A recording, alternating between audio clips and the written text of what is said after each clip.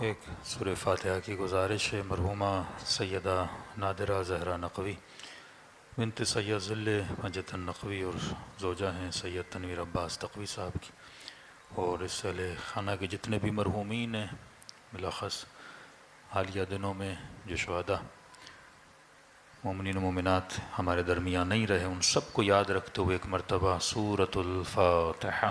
بسم اللہ الرحمن الرحیم، الحمدللہ رب العالمین، ایاک نعبد و ایاک نستعین، اهدنا الصراط المستقیم، صراط الذین أنعمت عليهم۔ بسم اللہ الرحمن الرحیم، ربنا تقبل منا انک انت السمیع العلیم۔ صلوات پڑھیں محمد وآل محمد۔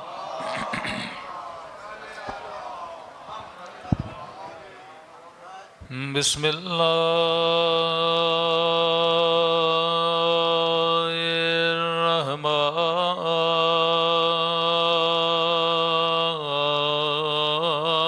الرحمن الرحیم، الحمد للہ رب العالمین،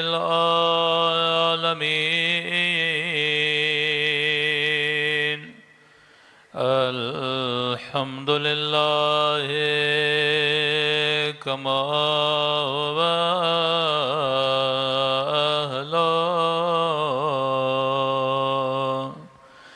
الصلاة والسلام على سيد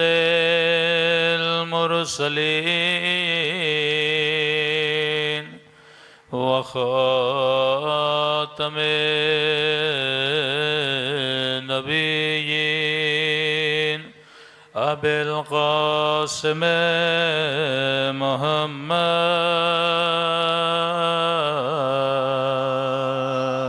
صلوات پڑھے محمد وآلہ محمد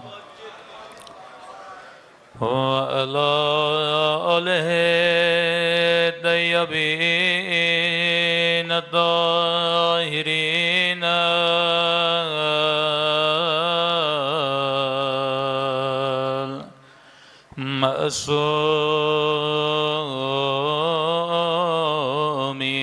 معصومین۔ سنبھل کے دعا امام زمان۔ اللہم کل ولیک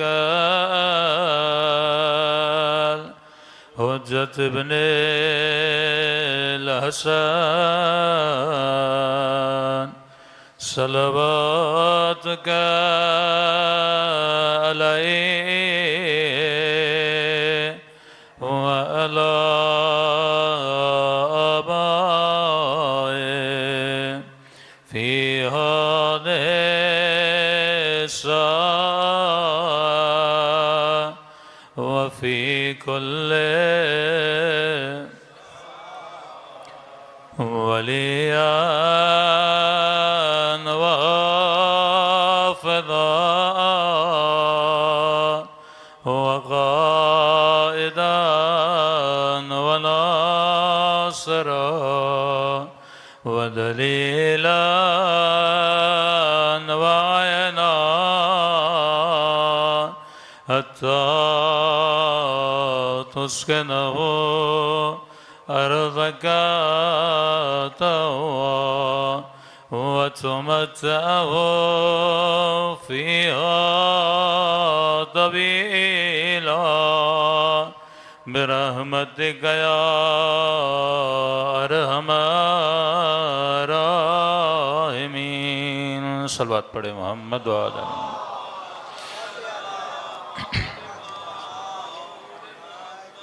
بسم اللہ الرحمن الرحیم، رب اشرح لی صدری ویسر لی امری واحلل عقدۃ من لسانی یفقہوا قولی، اما بعد فقط قال سبحانہ وتعالی فی محکم کتابہ، بسم اللہ الرحمن الرحیم، کل نفس ذائقۃ الموت۔ صلوات پڑھے محمد وآل محمد۔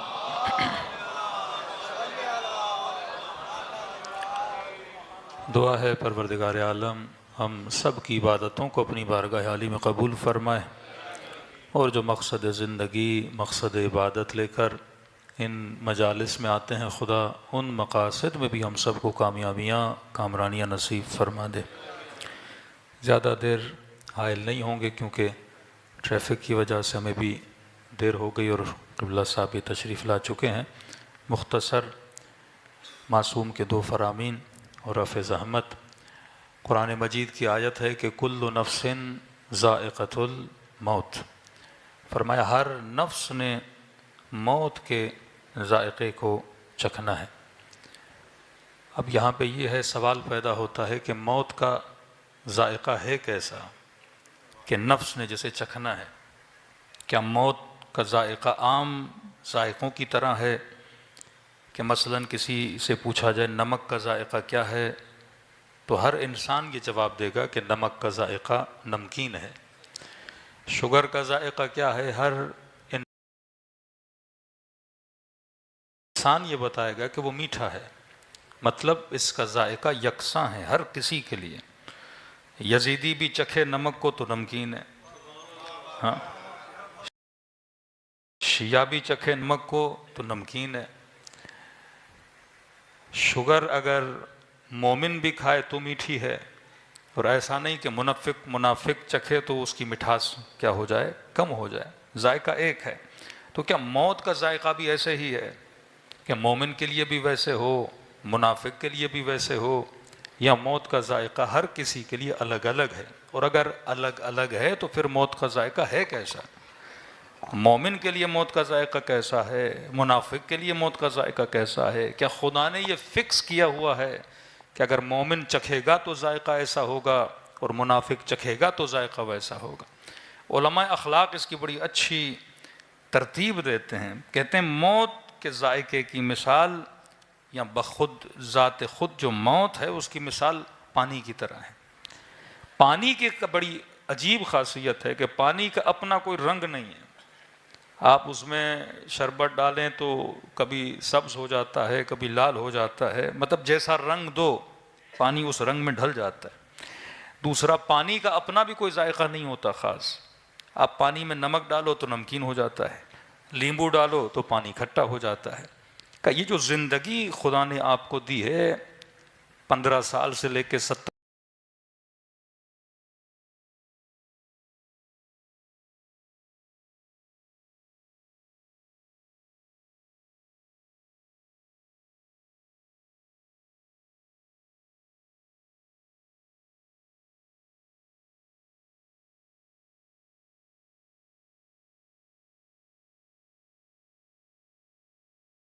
سال تک، 80 سال تک، جسے آپ آب حیات بھی بول سکتے ہیں، ایک صاف شفاف زندگی خدا نے آپ کو دی۔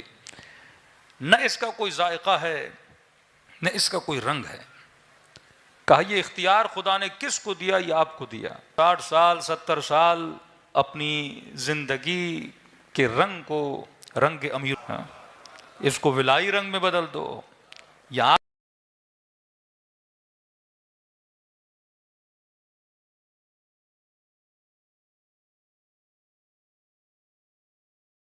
آپ کی مرضی ہے اس رنگ کو یزیدی رنگ میں بدل دو۔ آپ کی مرضی لا من العسل، شہد سے زیادہ میٹھا ہے۔ تو یہ ہمارے اختیار میں ہے کہ اپنے موت کے ذائقے کو میٹھا بناتے ہیں یا اپنے موت کے ذائقے کو کڑوا بناتے ہیں۔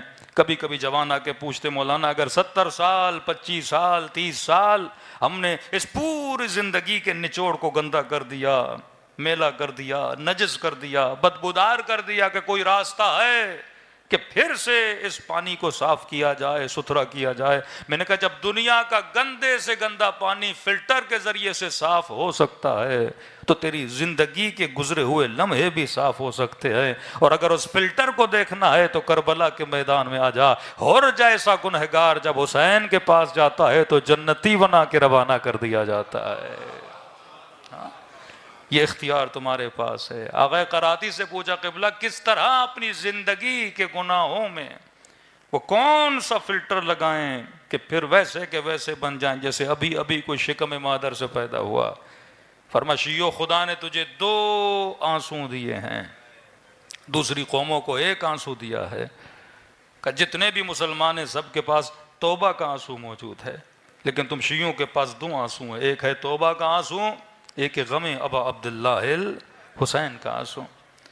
تو پوچھا قبلہ ان دونوں آنسوؤں میں فرق کیا ہے؟ کہ توبہ کا آنسو کیا کرتا ہے؟ کہ گناہ مٹاتا ہے۔ کہ غم امام حسین کا آنسو کا وہ بھی گناہ مٹاتا ہے۔ کہ قبلہ پھر فرق کیا ہوا؟ دوسرے بھی توبہ کے آنسو بہا کے گناہ مٹا دیں گے، تو ہمارے پاس یہ آنسو آلریڈی تھا، لیکن غم امام حسین کا آنسو انہوں نے بڑی اچھی مثال دی کہ دیکھو بچوں، یہ ابا ہے نا، اگر نجس ہو جائے تو اس کو پانی سے دھو لیں 2-3 بار تو کیا ہو جائے گی؟ پاک ہو جائے گی۔ لیکن کبھی کبھی انہوں نے کہا یہ جو ابا کا نجس ہونا، پانی میں پاک ہونا، کہ یہ ہے توبہ کا آنسو جو نجاستوں کو مٹا دیتا ہے۔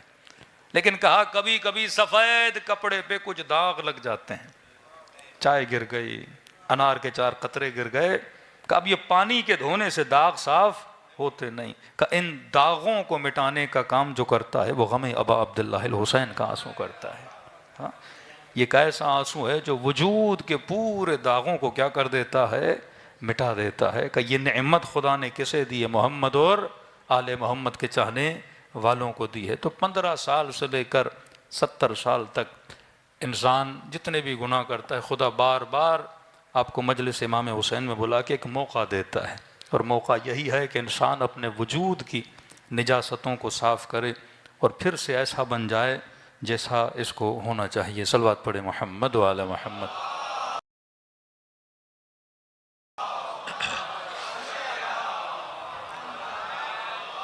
ایک نقطہ اور زحمت کو تمام کروں۔ اب یہ 70 سال جو ہم 60 سال 50 سال جتنی خدا نے آپ کو زندگی دی، ہم نے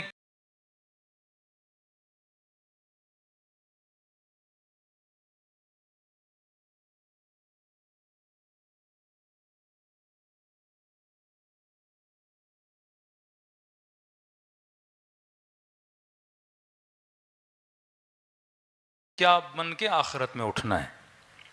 کبھی تو یہ ہے کہ مولانا پڑھیں، روزے زیادہ سے زیادہ رکھیں، خطبہ کے لیے ہے مجلسیں زیادہ سے زیادہ پڑھیں۔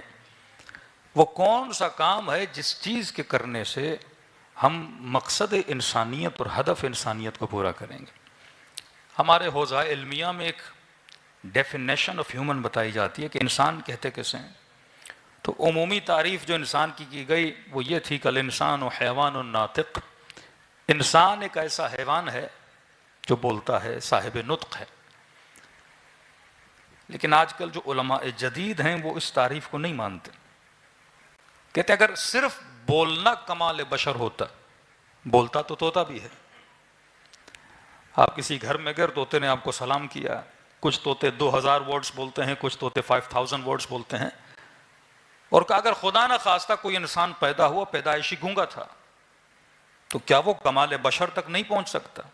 کتنے ایسے انسان ہیں جن کو بولنے کی توانائی نہیں ہے، کئی ایسے ہیں جن کو سننے کی توانائی نہیں ہے، تو کیا وہ ناقص انسان ہیں؟ کیا وہ سفر انسان کامل کو طے نہیں کر سکتے؟ یعنی ڈیفینیشن آف ہیومن یہ نہیں ہے کہ انسان اسے کہتے ہیں جسے بولنے کی صلاحیت ہے۔ ہاں، کلی طور پہ فرق انسان اور حیوان یہ سمجھا جاتا ہے کہ انسان بولتا ہے، بولنا ایک ذریعہ ہے کنیکشن کا، ورنہ آج ٹائپ کے ذریعے سے مختلف ذرائع سے بھی انسان اپنے پیغام پہنچا سکتا ہے۔ تو کہا کہ اصل میں جو ڈیفینیشن آف ہیومن ہے کہ اگر انسان اس ڈیفینیشن پہ پوری زندگی قائم رہے تو جو آپ کہتے ہیں یہ ایمان کی پہلی منزل، ایمان کی چوتھی منزل، ایمان کی 7ویں منزل، سلمان ایمان کی فلاں منزل پہ تھا، یہ ایمان کی منازل کوئی طے کیسے کرتا ہے؟ اور قیامت کے دن وہ کون سا ٹیمپریچر ہوگا کہ خدا یہ بتائے کہ تم انسانیت کی 7ویں منزل پر ہو، تم انسانیت کی 8ویں منزل پر ہو؟ جب تک ہم اس ڈیفینیشن کو پورا نہیں کرتے کہ ڈیفینیشن آف ہیومن، سب سے بڑا فرق ایک انسان اور حیوان میں ہے وہ یہ ہے، اور اسی فرق کو اگر انسان پوری زندگی برقرار رکھے تو انسان ایک کامل بن کے دنیا سے چلا جائے گا۔ کہ وہ فرق کیا ہے؟ کہ اصل میں ڈیفینیشن آف ہیومن کیا ہے؟ کہ انسان اسے کہتے ہیں جسے لا محدود سیکھنے کی صلاحیت موجود ہے۔ یہ چیز حیوان میں نہیں ہے۔ آپ ایک بندر کو سرکس میں لا کے محدود تعلیم دے سکتے ہو، ایک شیر کو سرکس میں لا کے ہلکا پھلکا سکھا سکتے ہو، لیکن آپ کسی بندر کو ڈاکٹر نہیں بنا سکتے، کسی بندر کو کمپلیٹلی ڈرائیور نہیں بنا سکتے، مینیجر نہیں بنا سکتے، اپنا سیکرٹری بنا کے آفس میں نہیں رکھ سکتے۔ تبھی کہا کہ یونیورسٹیز انسانوں کے لیے بنی، اسکولز انسانوں کے لیے بنے، مدارس انسانوں کے لیے بنے۔ یہ مجالس کس کے لیے رکھی گئیں؟ انسانوں کے لیے رکھی گئی۔ فرش عزا کس کے لیے بچھایا جاتا ہے؟ انسانوں کے لیے بچھایا جاتا ہے، کیونکہ خدا نے آپ کو یہ صلاحیت دی کہ آپ کے اندر لامحدود سیکھنے کی صلاحیت موجود ہے۔ اب یہاں پہ دوسرا جملہ، اگر کوئی انسان نما جسم رکھے پر اس کے اندر سیکھنے کی صلاحیت نہ ہو، پھر سورہ جمعہ اولئک کالحمار بل ہم، کہ وہ گدھے کی طرح ہیں بلکہ اس سے کیا ہیں؟ بدتر ہیں، کیونکہ کتابیں ہوں پر سیکھنے کی صلاحیت نہ ہو۔ ایک انسان کو یونیورسٹی میں داخلہ کر، اس سے کیا ہیں؟ بدتر ہیں، کیونکہ کتابیں ہوں پر سیکھنے کی صلاحیت نہ ہو۔ ایک انسان کو یونیورسٹی میں داخلہ کروائیں اور اسی دن کسی گدھے کا بھی داخلہ کروائیں، فرق کا پتہ کیسے چلے گا؟ 4 سال کے بعد اگر ڈگری لے کر نکلا تو انسان، لیکن 4 سال کے بعد گدھا پھر بھی کیا رہتا ہے؟ گدھے کے گدھا رہتا ہے۔ تو انبیاء کے ساتھ، اولیاء کے ساتھ بیٹھنا کمال نہیں ہے، ان کی محفل میں بیٹھ کے سلمان بننا کمال ہے۔ یہ فرق ہے فکر اہل بیت کا اور غیر افکار اہل بیت کا۔ ہم کہتے ہیں بڑے بڑوں سے بیٹھے، لیکن بیٹھنے کا فائدہ یہ ہے کہ ان کے ساتھ بیٹھنے کے ساتھ کچھ سیکھے۔ تو اگر ہم زیادہ سے زیادہ انسان بننا چاہتے ہیں تو ہمیں زیادہ سے زیادہ علم حاصل کرنا ہوگا۔ جتنی صلاحیت علمی ہماری زیادہ ہوگی اتنا ہمارا معیار علمی زیادہ ہوگا۔ صلوات پڑھے محمد وعلی محمد۔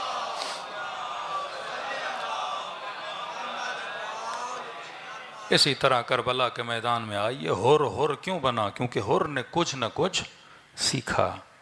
جناب وہب کیوں بنے؟ کیونکہ امام حسین سے کچھ نہ کچھ سیکھا۔ عمر سعد کیوں بنا؟ ابا عبداللہ الحسین سے زیادہ کلام کیا ہے اس بدبخت نے، لیکن امام حسین سے کچھ سیکھا نہیں۔ یہاں تک امام حسین نے سوال کیا ابن سعد سے کہ کیوں جا رہے ہو یزید کی طرف؟ تو کہا کہ ایک تو آپ کی طرف آؤں گا، میرے جتنے املاک ہیں ابن زیاد سارے لے لے گا، دوسرا میرے بچوں کی جان کو خطرہ ہے۔ وہاں ملتا ہے امام حسین نے اسے آفر دی، کہا کہ مدینے میں جو باغ موجود ہے، جو باغ امام حسن کے نام سے مشہور ہے، خود امام حسن کی زندگی میں معاویہ ابن ابی سفیان نے امام حسن کو آفرز دیں کہ جو منہ مانگی آپ قیمت بولیں گے میں دینے کو تیار ہوں، یہ باغ مجھے دیں۔ بابرکت باغ تھا، ملتا ہے اس کا ایک درخت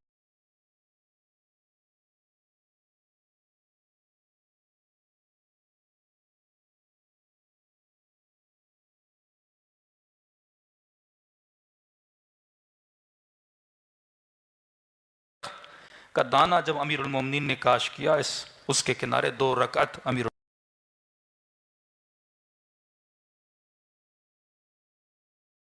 کا دانہ جب امیر المومنین نے کاش کیا، اس کے کنارے 2 رکعت امین نے پڑھی۔ امام حسین فرماتے ہیں وہ باغ میں تجھے دینے کے لیے تیار ہوں اگر تو یہاں آ جاؤ، تیرے بچوں کو جان کو خطرہ ہے، میں گارنٹی دیتا ہوں، جنت کی گارنٹی میں دیتا ہوں۔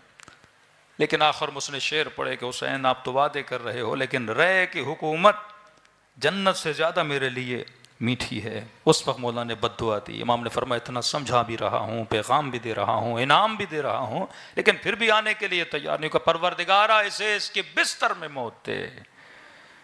اور جناب مختار میں گئے کہ تبھی بستر سے اٹھا نہیں تھا، اسی وقت اس کا سر قلم کر دیا اور اس سے موت آ گئی۔ لیکن جنہوں نے حسین کی آواز پہ لبیک کہا، 1400 سال گزرنے کے بعد آج بھی ہر مجلس میں اصحاب حسین پہ کیا کیا جاتا؟ تو اگر بقا سے محبت کرو گے تو خدا باقی رکھے گا۔ عاشق زوال نہ بنو، عاشق بقا بنو۔ کسی نے کہا مولا حسین آپ کی کربلا آ نہیں سکتا، غریب ہوں، بیمار ہوں۔ امام حسین نے فرمایا اگر آ سکو تو کربلا ضرور آؤ، کیونکہ مرنے کے بعد احساس ہوگا کہ زیارت ابا عبداللہ الحسین کا ثواب کتنا زیادہ ہے۔ مشہد کے بہت بڑے عالم دین بیٹے کی خواب میں آئے کہ بابا اگر واپسی میں دنیا میں ایک دن ملے آپ کیا کریں گے؟ کہ بیٹے میں نے پوری زندگی میں 39 مرتبہ امام رضا کی زیارت کی، اور ہر زیارت کے بدلے امام رضا 3 مرتبہ عالم برزخ میں مجھ سے ملنے آئے، تو اگر ایک دن بھی مجھے ملے گا تو کہا میں امام معصوم کی زیارت کو جاؤں گا۔ یہ امام حسین کا جملہ، فرمایا مرنے کے بعد تجھے پتا چلے گا کہ ہماری زیارتوں کا ثواب عالم برزخ میں تجھے کتنا ملتا ہے۔ لیکن کہ مولا اگر نہ آ سکوں تو کیا کروں؟ بے اولاد ہوں، کوئی سہارا نہیں ہے، پیسہ نہیں ہے، مال نہیں ہے، دولت نہیں ہے۔ فرمایا ہم کریم ہیں،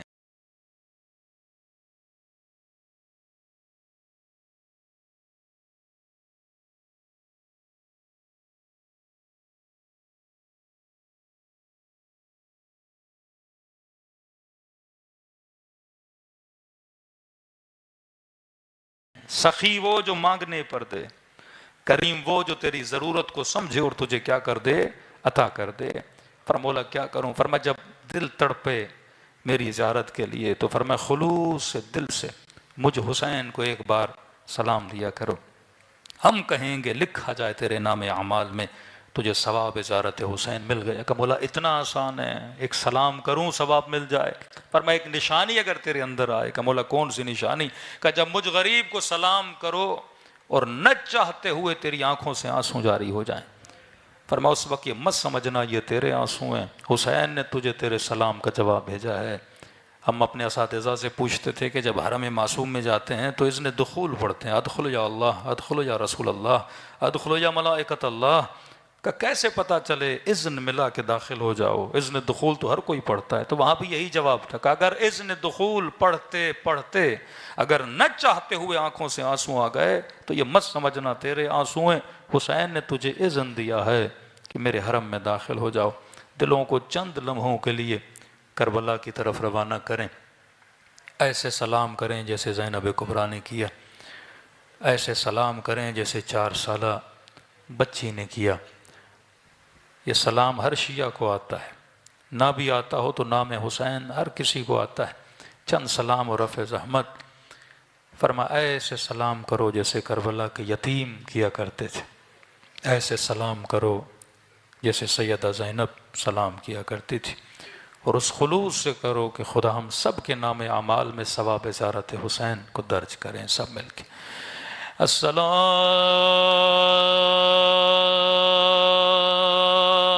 علی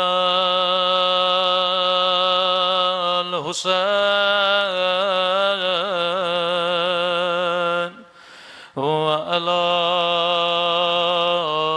علی ابن الحسین وعلی اولاد حسین وعلی اصحاب الحسین۔ سب مل کے السلام علی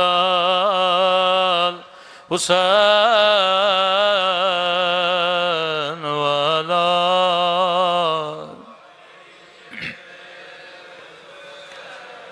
وعلی اولاد الحسین وعلی اصحاب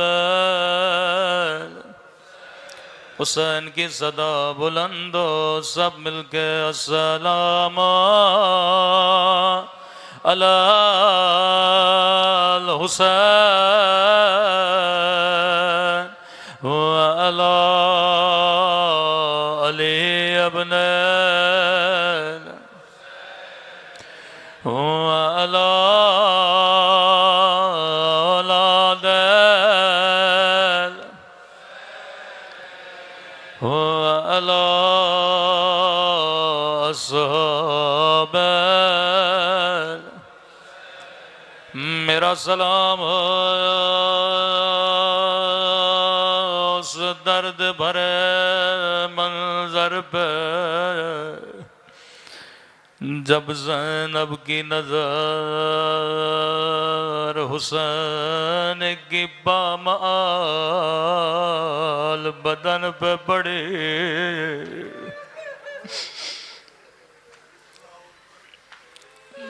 نگاہوں کو آسمان کی طرف بلند کیا، فرمایا میرے اللہ میرا حسین ایسا تو نہ تھا، اللہ جانے میرے مولا کا بدن کس حال میں تھا۔ کہنے لگی میرے اللہ اماں زہرا نے چکیا بیس بیس کے پالا تھا، میرا حسین اس قابل تو نہ تھا کہ اس کے بدن پہ گھوڑے دوڑا جائے۔ یہ لئی ابن سعد کے پاس آیا، کہنے لگا ابن سعد جب میں نے حسین کے بدن پہ گھوڑے دوڑائے، میں نے اپنے کانوں سے حسین کی پسلیاں ٹوٹنے کی آواز سنی تھی۔ عزاداروں کچھ پسلیاں کربلا میں توڑی گئی، لیکن کچھ پسلیاں مدینے میں توڑی گئی۔ مجھے خدا کی قسم ہے اگر مدینے میں توہین نہ کی جاتی، کبھی کربلا میں توہین نہ کی جاتی،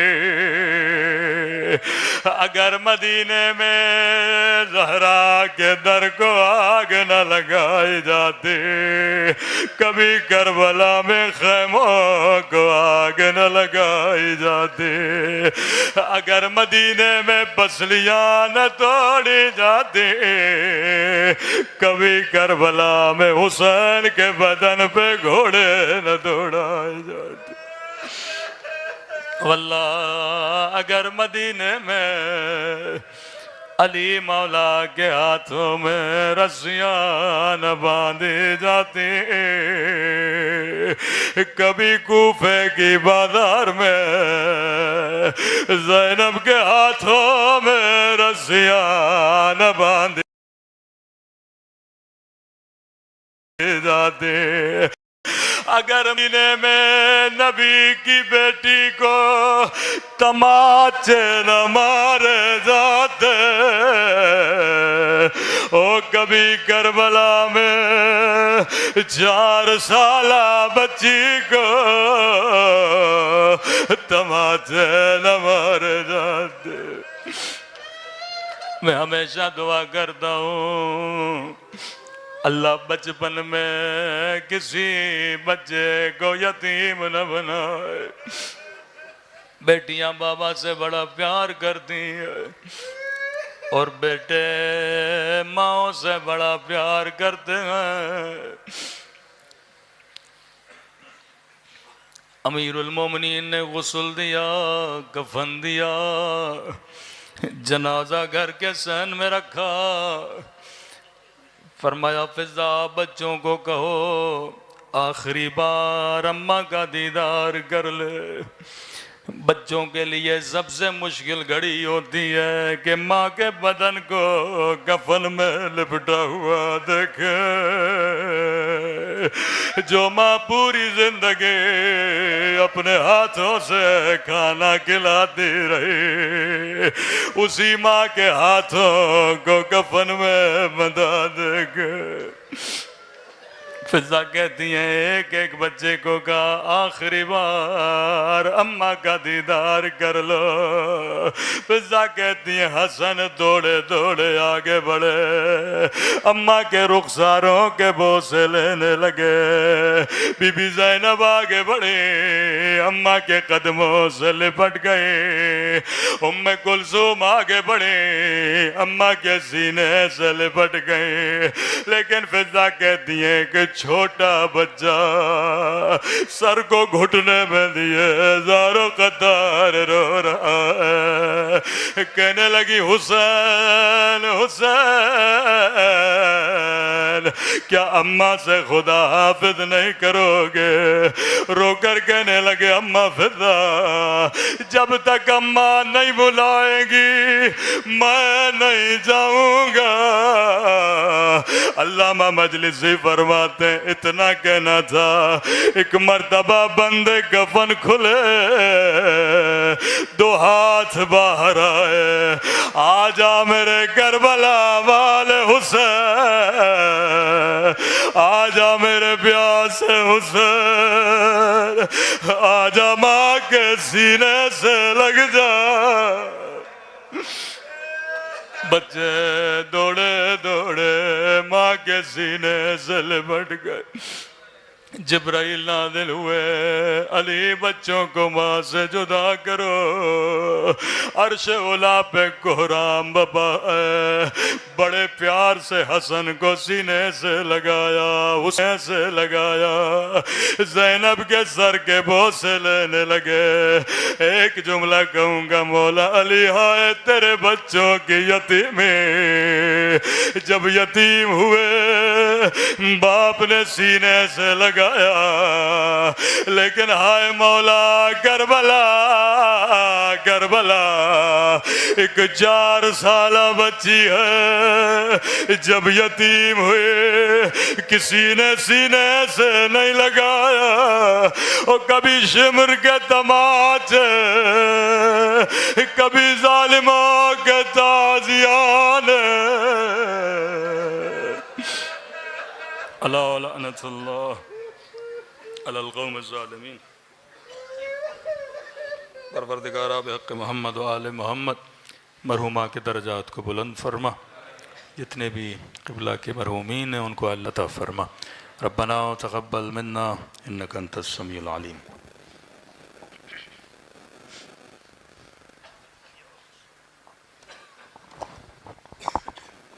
جزاک اللہ۔